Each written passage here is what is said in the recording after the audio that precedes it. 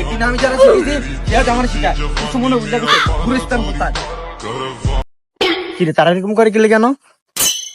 আয় না তারা কি করে দেখতে একাকে একাকে কি রে ভাতিজা তোরা কি আরো সেদিন ঠাকুর সাগরের মতন? না কাকা কিছু করি না তো ওই টিকটক করি আর কি।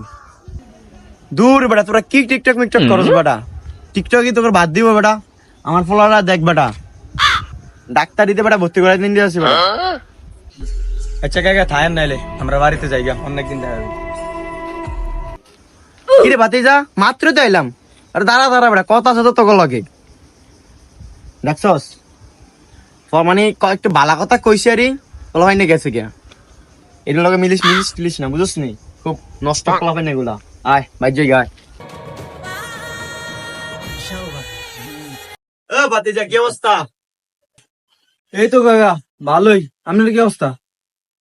হ্যাঁ ভাতিজা ভালোই তো। মুখন আমি তো অনেক কিছু শুনি এলাকার ভিতরে তোমরা বলে সেলিব্রিটি হয়ে গেছো, টাকা টোকা বেলে ভালো কামাও, ফলা হয় না তোমার লগে দেখা করতে, তাই নাকি সত্যি নেই গুণ? না কাকা কই আর এর বাইরে লইলাম এ আইয়ে ফোলা ফাইন তেমন কিছু না, এই আমনে কত ভাই আর কি বাইরে লইলাম আর কি। তো ভালোই ভিডিও টিডিও করো না?